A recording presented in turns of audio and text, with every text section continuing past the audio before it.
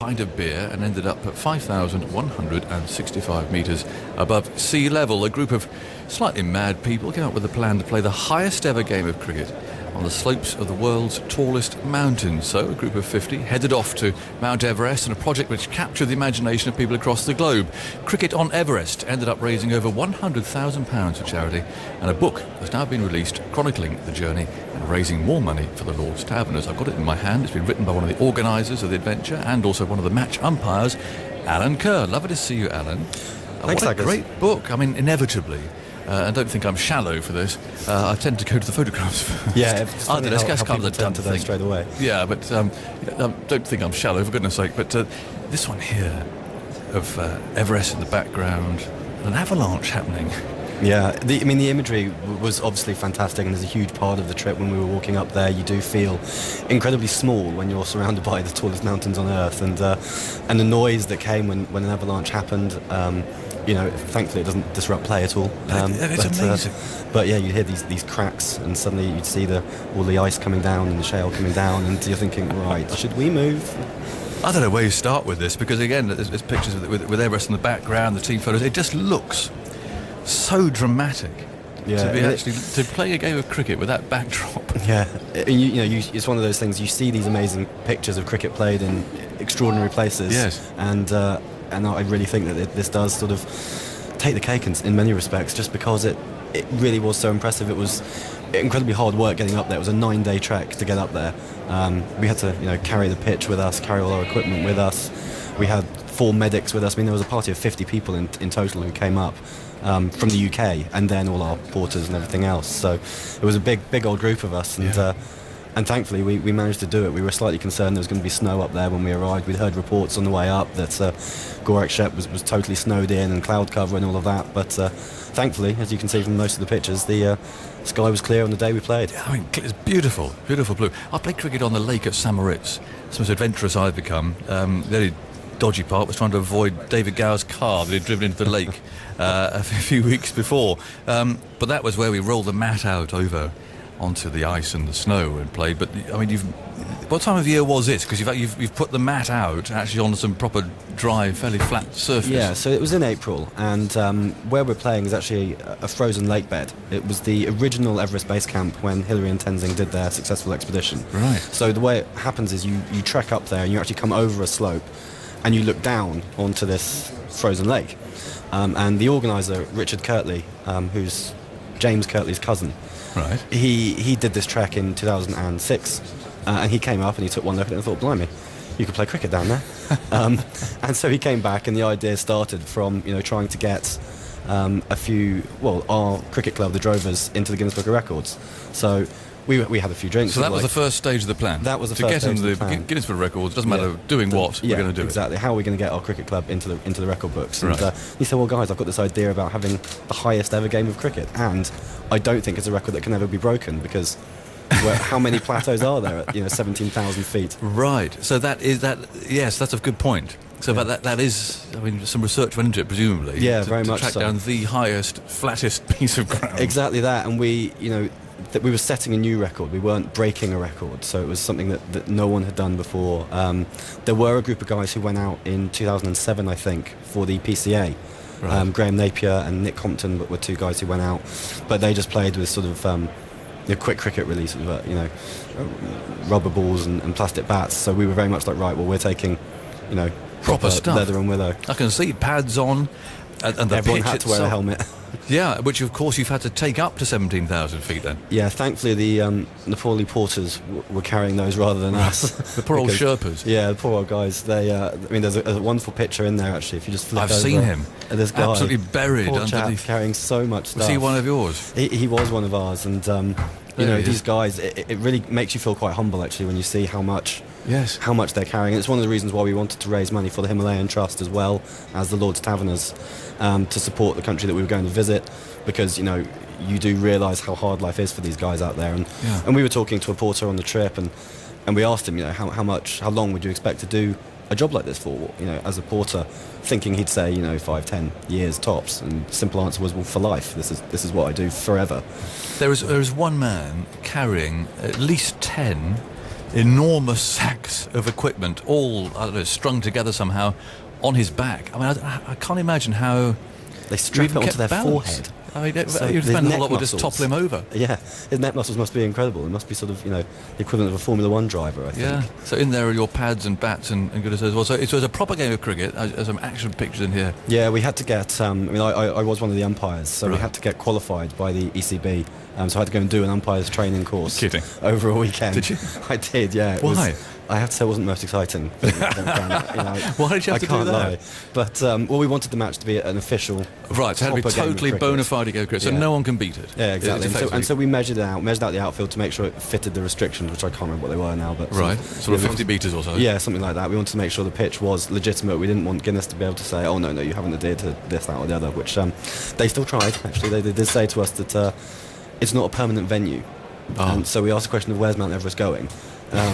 So it was quite a long process to try and get the. That's amazing. The So, record right, verified. so Guinness, well, the Book of Records at least. Yes. They don't give these things away easily. by No, the they sounds, do especially make it new difficult. ones. They do make you jump through some hoops to try and to prove you've done it. And they wanted to send someone with us, but because we were all doing it, funding it ourselves, we really didn't have the money to take a passenger really. So we had lots of paperwork to fill out each day. But we did have a TV cameraman with us sending news reports back, and the match did feature on sort of nationwide news on BBC and a few other channels, which was great. So that part of it helps us get a lot of coverage, and I think it helped boost the fundraising, which was the most important thing really. And to play cricket at 17,000 feet, I don't know, does the ball do funny things? It goes miles. Right. When it hits, it stays hit. So you need it a big really does boundary. travel. Yeah, there was some big sixes being hit. I mean, and the ball actually, we played with pink balls because I know the MCC were trialling them at the time. Yes. And they really do swing around as well. And we did a lot of our training here in the indoor school at Lord's, and we're trialling a few of them there. And we were worried that we were going to lose lots of balls, go off the mountain or whatever. But actually, they held up very, very well. But yeah, they did swing around. Get a bit scuffed up by the Very outfield. much so. We spent a long time trying to clear all the rocks from the outfield. Huge boulders. And what's left? It looks like sand. I mean, is it It's basically shale, basically. Right. Yeah. I mean, it's very fine. So moving around was fine. It wasn't a problem. But there weren't many quick singles. I have to say, it was sort of a trudge single or a boundary in terms of running between the wickets. But it was a very competitive game, and in the end, we were quite worried. There weren't any professional cricketers. We had some half decent club cricketers on the trip, so we were slightly concerned at the altitude. Everyone's going to be feeling terribly ill, Yes. and we might get one side rolled for 20 and the other side not much better. But actually, it was 160 plays 130 odd. It was a competitive game. It was great. And all the time, surely you must have been drawn to not just Everest, but the whole around range. you. It's Very just, much just so. towering over you. And it was very important because it had been 18 months in the making, the whole project.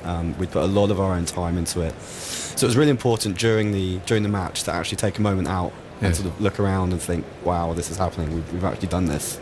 It was very much out of our comfort zone for an awful lot of people. I mean, of the 50 of us that came, only one person had been up to Everest before and done any real trekking like this at all. Only 4 or 5 had been above sort of 3,000 metres in terms of altitude. So a lot of people were doing it for the first time and trying to figure out how they were going to react. And a lot of people got sick. We were leaving people behind from quite early on. Some of the fittest guys on the trip were suffering from altitude sickness. And guys like me, who were not the fittest on the trip, were actually fine by and large, which was a bit of a relief. But we were very, very careful with our hygiene and everything as well, and making sure we weren't. Sure. weren't, What else is catching around you? I mean, you've got this cricket ground, if we can call it that. But being the old base camp, are there structures around? No, How there's does it a work? couple of tea houses, which is very, very basic accommodation. They are sort of on one side, on the right hand side of the wicket, and other than that, really, you're just surrounded on all 4 sides by huge towering mountains. And if you carry on sort of if you went too far down the third man and kept going, you'd end up sort of halfway up Everest, basically. So, we had to make sure people didn't go wandering off. Although we did have a few yaks wandering across the pitch at one point. No incredible snowmen. No Yetis coming along to interrupt, thankfully. But you weren't tempted to, keep once you got to 17,000. I mean, what's left? About 10,000. Yeah, well, unfortunately, to go any higher, you have to buy a permit to climb the mountain, and then you're talking at sort of 20,000-30,000 pounds per person. So Oh, really? to go up Is that the what it costs mountain. to go So up? where we went, is about as high as you can get without a permit to climb. So that was where we drew the line, really. And there's no. We met Russell Bryce, who's a very famous mountaineer, a New Zealander, who runs a lot of the safety on the mountain. And he'd heard about the game, and he came down with us and to say hello. And he actually took a cricket bat and one of our balls and had a little knockabout at about 6,500 feet in an attempt to try and beat our record. But thankfully, it wasn't endorsed as a proper game, but there was still some amazing photographs. They were playing in the snow up there. Yeah. What could have gone wrong? I suppose there was any number of things. We actually took squads, so there were 15 on each side. But we had to pick a final 11 on the morning. So 4 guys from each side were left out on the morning of the game because we had to make sure if people did get sick, we still had enough people to play. So that was tough. That was really hard on the guys who'd done all the training, raised all the money, and then they got to field, come on as sub-fielders, but couldn't battle bowl. So that was hard on those guys. Yes. Also, we got up there the day before and had a rest day and had a practice match. And on the morning of the match itself, I woke up at sort of 7 o'clock and looked out the window, and the whole ground was totally fogged in. And I'm thinking, oh no, we should have played yesterday when the sun was shining. But thankfully, it cleared up, and that was the biggest worry that we had. It was people getting sick and the weather being bad, because we were on such a tight schedule and everyone had to get back to their day jobs. That if we'd been delayed at all, or if something had gone wrong, we'd have just had to come home. There was nothing we couldn't have fit in it. We came down in 3 days anyway, so it was 9 days up, 3 days back. So we really sprinted back down the mountain, but we had to because we needed to get our flights. Yeah. Did you get a feel of what it must be like actually to go up there and do the whole thing? And very quickly, when you're up there, the shortness of breath and doing the simplest things, tying your shoelaces. If you stand up too quickly, you get a head rush. It was like that all the time. If you're trying to get dressed in the morning, you suddenly find yourself hugely out of breath. I think, God, I thought I was fit, but it's got nothing to do with it. Everything is so much harder being at altitude. Your body is working overtime to try and, get all the oxygen into your bloodstream. Was there anything you could do to prepare for that aspect of it? I know we had a few nets or something, it was April, but is there anything you could do before What we tried to do was doing really, really strenuous exercise and then going straight into a net session. So we had people really exhausted, and then trying to bat when your head was all fuddled, and that was as close as we could get. Was that more or less what it was like? Yeah, running twos or running threes. Huge headaches. I suppose the other thing was doing it when you're horribly hungover and feeling like death. Well, that's probably not a good idea. Perhaps not the training that we should have been doing, but team building. Team building is a very important part. Well, it is brilliant, and the Lord's Taverners is clearly a charity that we all support. Very much so. Why did you choose the Tavs? We chose the Tavs as something that's covered in detail in the book. Actually, they came to us in the end. We always wanted to raise money for 2 charities, one in the UK and one over in Nepal, and trying to find a right fit that worked with what we were doing and had the same sort of willingness to promote the trip as well. The Taverners actually worked very, very well with that, and a couple of their guys came and spoke to us, and they were incredibly supportive. And we did the press launch in Trafalgar Square, and they sent a couple of guys down to that. So we had Chris Adams and Mark Butcher came along, and Alistair Cook we met at a Young Lords Taverners evening. So that was great, and they helped promote it, and hopefully they'll help me promoting the book as well. Yeah. So well, you must have been pinching yourselves throughout. A lot of the all times, of it seemed very surreal. Cricket on Everest. Alan Curr, the world record attempt for the highest altitude game of cricket, and it ended happily, which is fantastic. A great picture on the front, actually, of someone there heading off to go and climb part of the mountain with a cricket bat sticking out of his rucksack on the back. That's fantastic. Thanks for coming in. Thank you very much. Good luck with the book.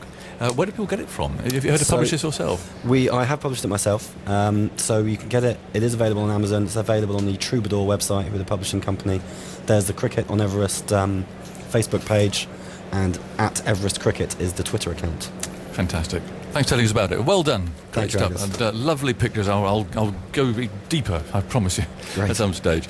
That amazing match is still going on at the Oval, by the way. Middlesex inching towards victory, just 12